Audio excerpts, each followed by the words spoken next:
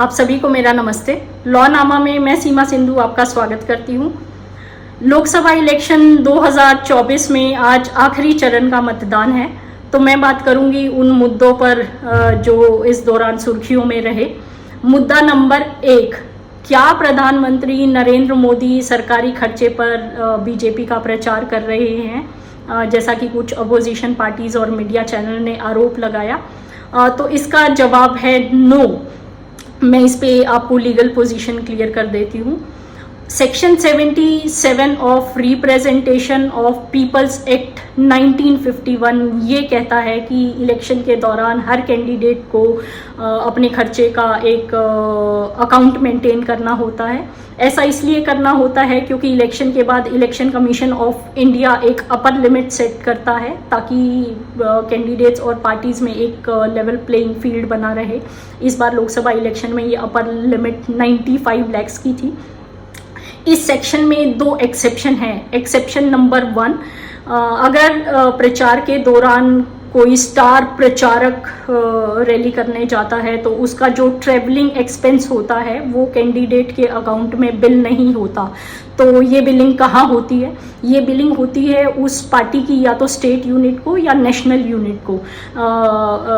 Suppose Narendra Modi अगर कंगना रनौत के लिए रैली करने चाहते हैं तो उसकी जो बिलिंग होती है वो हिमाचल प्रदेश बीजेपी यूनिट को होगी या फिर बीजेपी की नेशनल यूनिट को होगी।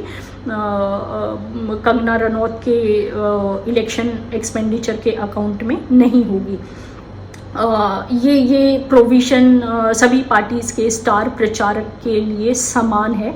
जैसे ही इलेक्शन अनाउंस होते हैं हर पार्टी को 7 दिन के अंदर अंदर इलेक्शन कमीशन ऑफ इंडिया को अपने स्टार प्रचारक की एक लिस्ट देनी होती है। अब मैं आती हूँ एक्सेप्शन नंबर 2 पर। एक्सेप्शन नंबर 2 ये कहता है कि रैलीज और रोड शो के दौरान इलेक्शन में अगर कोई गवर्नमेंट सर्वेंट अपनी डिस्चार्ज ऑफ ड्यूटी में कोई सरकारी सुविधा प्रोवाइड करवाता है तो उसका जो एक्सपेंडिचर होता है वो ना ही तो कैंडिडेट के अकाउंट में बिल होता है और ना ही किसी पार्टी के अकाउंट में बिल होता है, वो सरकार खुद उठाती है। यानी कि अगर राहुल गांधी रायबरेली में रैली करते हैं तो उसके दौरान जो भी कानून व्यवस्था मेंटेन करने का खर्चा आता है या फिर एम्बुलेंसेस होती हैं या फिर फायर टेंडर्स होते हैं, वो जो भी खर्चा होता है वो सरकार को बिल होता है, वो किसी कैंडिडेट या पार्टी के अकाउंट में बिल नहीं होता। तो यहाँ पे एक लेवल प्लेइंग फील्ड है और बीजेपी या नरेंद्र मोदी किसी प्रोविज़न का यहाँ पे वायलेशन नहीं कर रहे हैं। प्रधानमंत्री नरेंद्र मोदी ने जो भी 206 रैली और रोड शो करे हैं उसकी बिलिंग इन्हीं प्रोविजंस के अंडर होती है। अब मैं आती हूँ मुद्दा नंबर 2 पर। मुद्दा नंबर 2 ये है कि इस इलेक्शन के दौरान वोटिंग परसेंटेज काफ़ी कम रहा। छठे चरण के मतदान तक वोटिंग परसेंटेज 61.12% ही रहा है। देखते हैं आज 7वें चरण का मतदान है तो ये वोटिंग परसेंटेज कहाँ तक जाता है। बहरहाल ट्रेंड को देखते हुए ये लग रहा है कि 2019 में जो वोटिंग परसेंटेज था 67.19% उससे काफ़ी कम रहेगा। तो यहाँ पे हर कोई अपने अपने आंकलन लगा रहा है। मेरा आंकलन ये है कि सरकार कहीं नहीं जा रही है, पर बीजेपी के लिए लोगों का उत्साह डेफिनेटली कम हुआ है।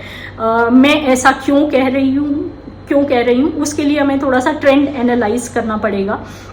2009 में जब यूपीए की सरकार चुन के आई थी तो वोटिंग परसेंटेज था 58%। जब 2014 में एनडीए की सरकार चुन के आई तो वोटिंग परसेंटेज था 66%। 2019 में जब बहुमत के साथ बीजेपी की सरकार आई तो वोटिंग परसेंटेज था 67.19%। यानी कि जब लोगों ने यूपीए सरकार से बदलाव चाहा तो वोटिंग परसेंटेज 58 से बढ़कर 66% हो गया और जब लोगों ने एनडीए से बीजेपी को बहुमत देना चाहा तो ये वोटिंग परसेंटेज फिर से बढ़ गया 66% से 67.19% हो गया, जो कि इस इलेक्शन में काफ़ी कम है।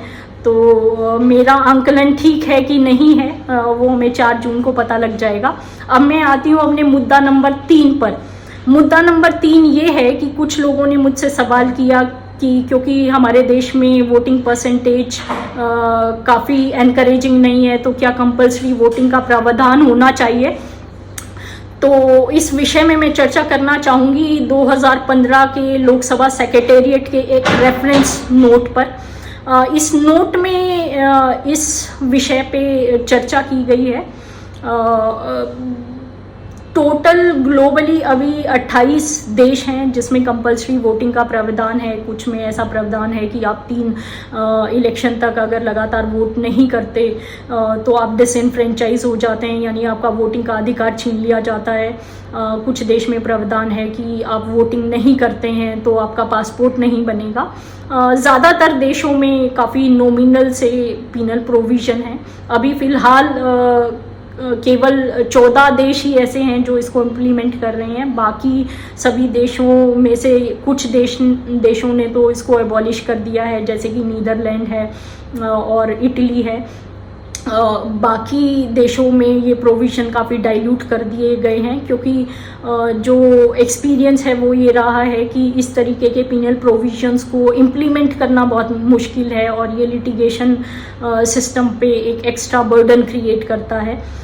भारत सरकार का भी इस सब्जेक्ट पे एक नेगेटिव रुख रहा है। पास्ट में कुछ एमपीज़ हैं जिन्होंने प्राइवेट मेंबर बिल इंट्रोड्यूस करके ये प्रावधान लाने की कोशिश की है। सुप्रिया सुले, वरुण गांधी, जेपी अग्रवाल और कुछ अन्य एमपीज़ ने पास्ट में time to time private members bill introduce करे हैं इस सब्जेक्ट पे, जो कि या तो डिफीट हो गए हैं या लैप्स हो गए हैं। भारत सरकार का ये कहना है कि इस तरीके की कोएर्सिव मेजर अनडेमोक्रेटिक हैं और इनको इम्प्लीमेंट करना बहुत मुश्किल है और बहुत ही इम्प्रैक्टिकल प्रोविजंस हैं। तो ऐसे में वोटिंग परसेंटेज को बढ़ाने के लिए क्या किया जाना चाहिए?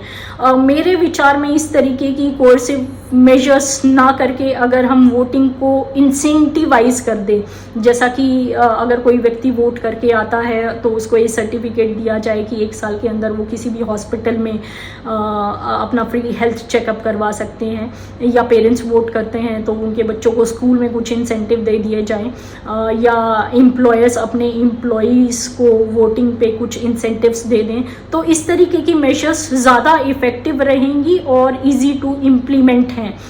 उससे लिटिगेशन साइकिल पे, इन्फोर्समेंट सिस्टम पे भी ज़्यादा दबाव नहीं पड़ता है। अब मैं आती हूँ मुद्दा नंबर 4 पर। मुद्दा नंबर 4 ये है कि आज ही कांग्रेस पार्टी की तमिलनाडु यूनिट ने मद्रास हाई कोर्ट में एक रिट पिटीशन फाइल की है कि प्रधानमंत्री नरेंद्र मोदी कन्याकुमारी में जो 2 दिन का मेडिटेशन कर रहे हैं वो मॉडल कोड ऑफ कंडक्ट का वायलेशन है। तो मैं आपको ये बताना चाहती हूँ कि इस इलेक्शन के दौरान एमसीसी का वायलेशन किसी एक विशेष पार्टी ने नहीं किया, बल्कि सभी पार्टीज ने to the best of their ability किया है।